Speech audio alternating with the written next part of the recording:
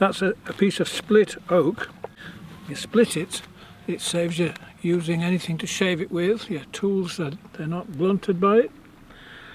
And actually here it is, probably 100 years after it was first put into the ground.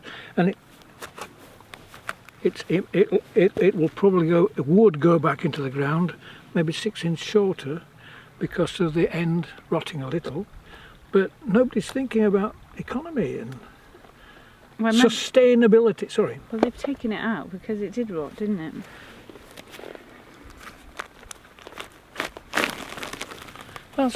That is a substantial post. That's rotten. It could be cleaned up to be used. Look, just feel how heavy it still is. Yes, you'll argue that's because it's damp with the rot, but in fact, that's only a quarter of an inch. Most of the rot's only a quarter of an inch deep. It's amazing. If we were nearer to home, and I would take it with me. Then? Well, I've got a handful of those already. And are they being fence posts? I collected them so that you could make a sculpture out of them. Oh, is that right? Yeah. Okay, well... Seriously. Are you interested if I carry on collecting? I don't know, you have to show me before you start collecting things for my sculptures that I have no idea about. Someone with your imagination will require no specification. Is that right? Can I take you up on that and just go in the barn and take the things then that I need to make stuff?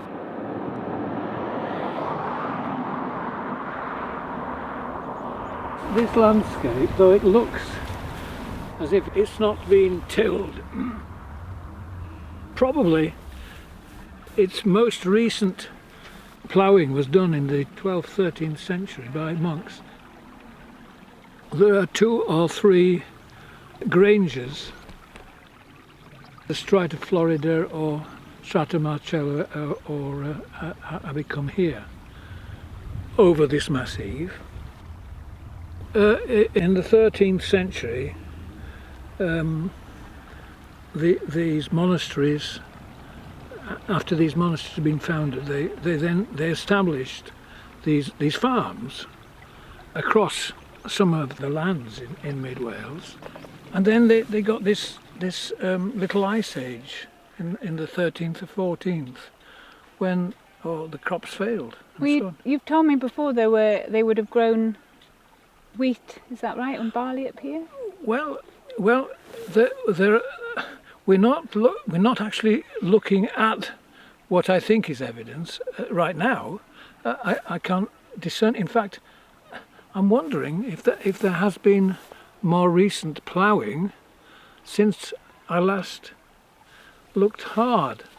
But there is ridged ground up here that is almost certainly of the 12th to 15th, maybe very early 16th century, because they started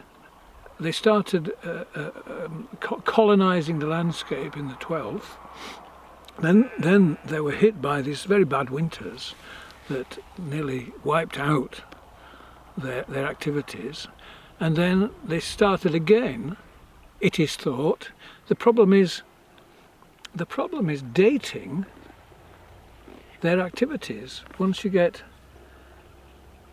after the beginning, there could be 2 or 3 phases. Phases of activity. Of activity. What we really need, that we're not very far on the other side of the river. One of the farms is the site of a monastic grange, and if it could be excavated, or if the deposits could be found which were worthy of excavation, then some of these questions could be interrogated. May not be answered very, very clearly, but they could be interrogated. And the other thing, of course, is the peat. Peat gives you climatic indicators when you've got enough to grow.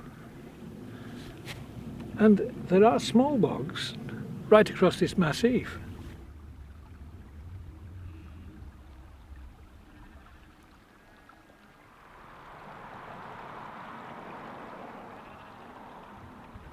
I was questioning the idea within the rewilding agenda that we should be taking the landscape back to this idea of rewilding. The reforesting suggested that that it had always been forested, in my view.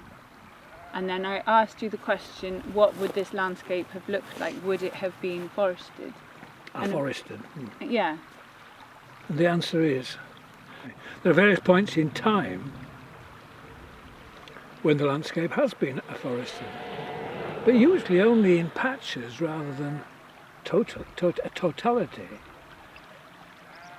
And because you wouldn't get people living in a totally afforested landscape, would you really? Except, I mean, the general view is that only certainly in Mesolithic times, as in within 5,000 or 10,000 years of the retreat of the ice, and then you've got a period when Neolithic man is deforesting the country to a greater degree, it is believed, and then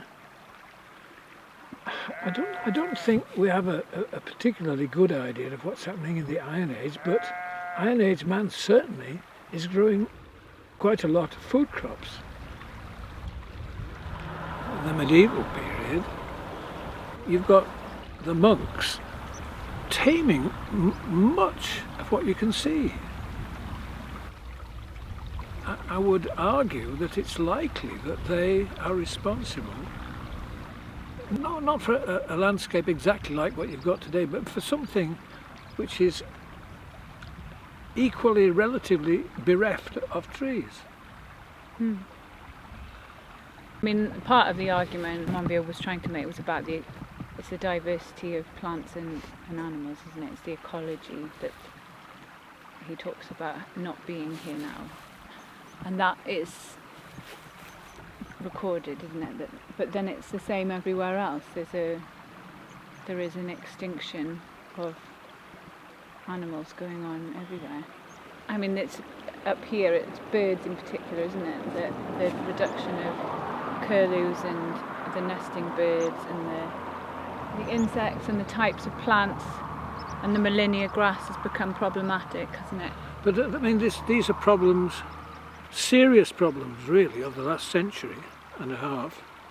The recorded bird life and the recorded insect life has been decimated, and it is being decimated it has been decimated over the last 30 or 40 years. Yeah. And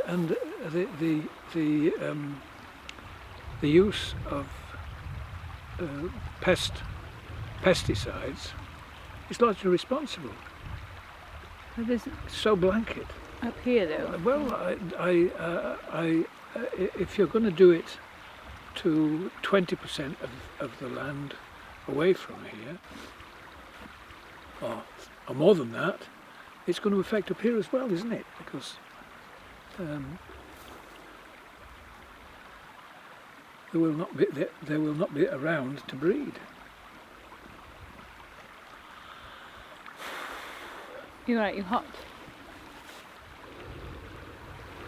Well, the other reason I wanted to start up here was that this is a route that we passed through so many times when we were children, and I now pass through weekly for my work. And that sort of relationship with memory and the history of this road and its use.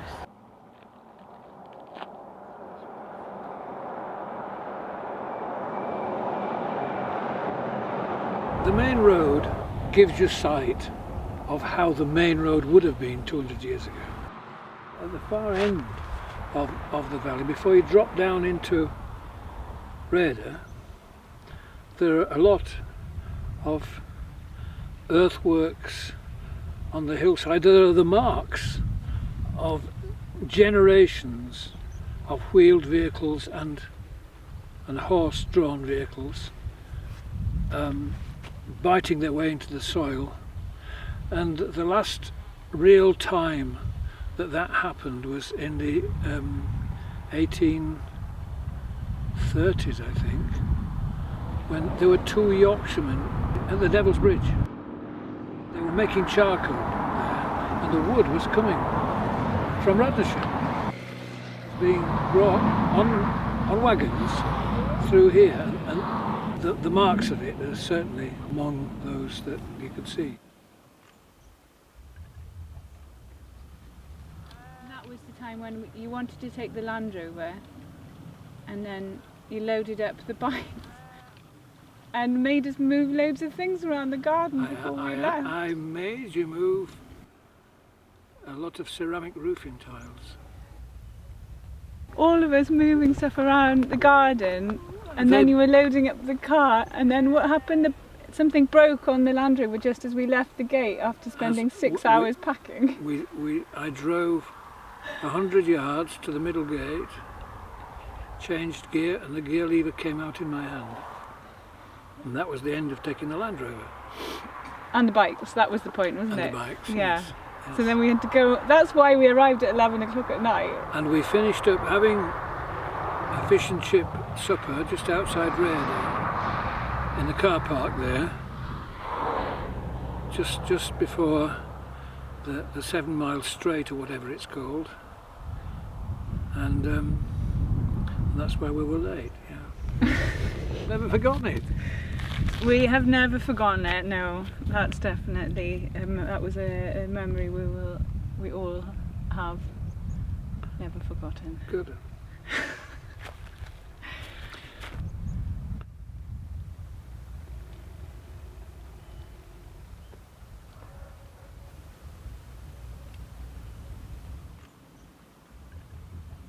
These are pretty sturdy, aren't they? Well, those are from some goods yard somewhere. There's probably a steam train in mid-air now, somewhere.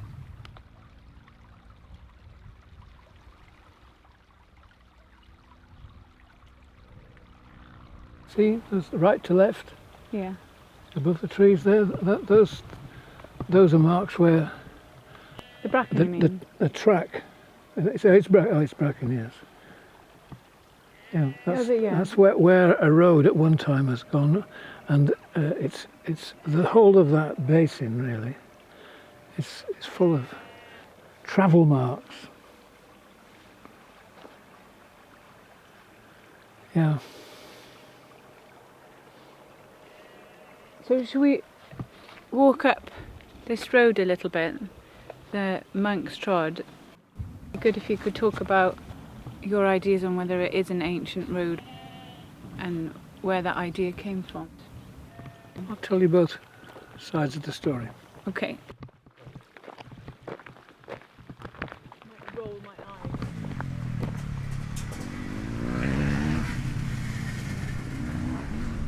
They're very naughty.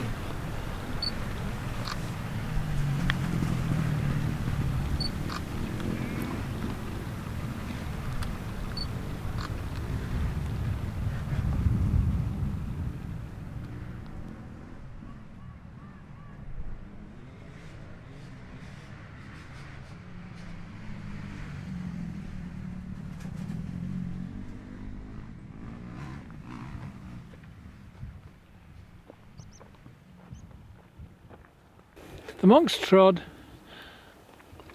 are words that appeared in the English language late in the 19th century, and they were on the ordnance map that we're standing on now, and they were used to describe what had previously been an ancient road. It's been marked as an ancient road by a very well-informed and hard-working antiquary called Stephen William Williams, who lived in Raider. And he had been involved in digging at Abercombe here and at Strata, Florida.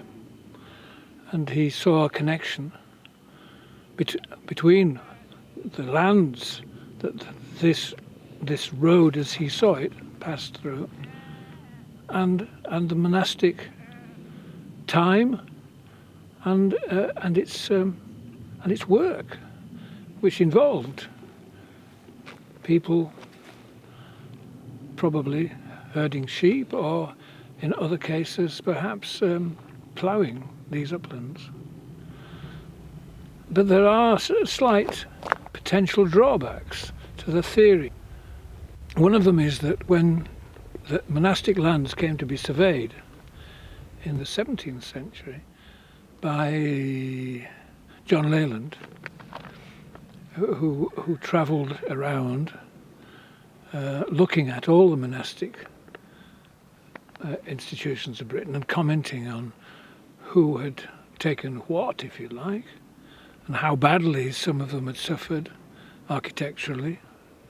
Some of them had, all their stone had been taken, and in other places relatively little. And the point is that he didn't seem to be commenting on this road and the existence of this road at the time that he travelled, which it would seem strange so soon after the very institutions that he was trying to find out about had closed down. On an ordnance survey plan, it's hardly a straight line between 2, 3 or 4 points. It's a very higgledy-piggledy line, but it has been argued that it was selected because it understands the difficulties posed by some of the landscape. So it's been studied very closely by scholars today. Andrew Fleming, who I've known for more than 50 years, and a former colleague of mine in a recent paper that I haven't actually read. I saw only this morning its existence. Andrew has learned a great deal about trekking with ponies, and believes that he understands the horse and its capacity to traverse the landscape, and that this suits it, that Monk's Trud suits it very well. So my scepticism really is not acceptable to most people. We're dealing with a historical archaeological problem that's very difficult to demonstrate, to prove, because most archaeology relies upon there being strata that you can excavate and date, and they haven't found anything. The roads are particularly difficult in this regard. They just slowly erode away over time, and people don't drop pots on roads, and they rarely drop money. So dating anything and associating artifacts with them, so far it's not been easy. But the story is very attractive to people who are concerned to chronicle how man has conquered the landscape.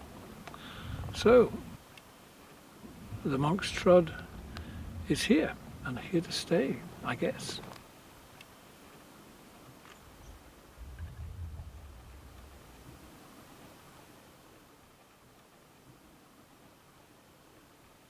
On the tops of the hills there are these cairns.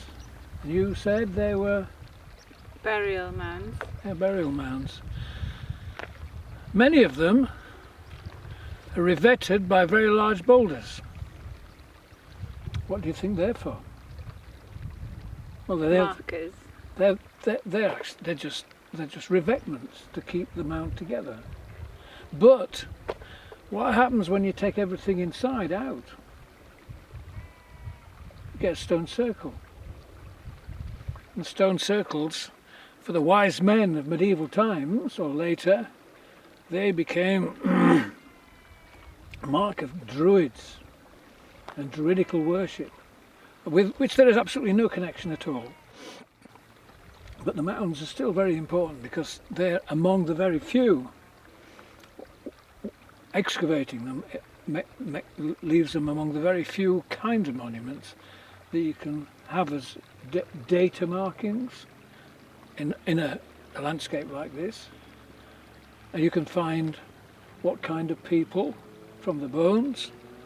A bit of forensic work will tell you what kind of people they are. And now, of course, they've got isotopes, and they look at their teeth and they tell you where they've come from.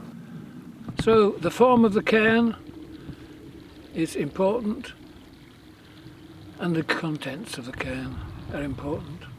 And underneath it is always important because that is the only piece of Bronze Age landscape you have that you're certain hasn't been ploughed up in recent time. So you excavate it. Sometimes you find huts, the remains of, post holes, even huts underneath them. Now, none of these cairns in this part of Radnorshire have been properly examined in recent time, but further to the east, some wonderful things have been found. The remains of much larger ritual monuments of the Bronze Age, or even a bit earlier, possibly Neolithic. Big circles. They're going the other way. She was always like this. She's put on this act all her life. Yes, Dad, no, Dad. 3 bags full. When have you finished, Dad? Spent a lot of time on top of hills like this, listening to you talking about this kind of thing. Really? Yeah, we were always. You were always being lectured by me. Yes. Oh, what a shame.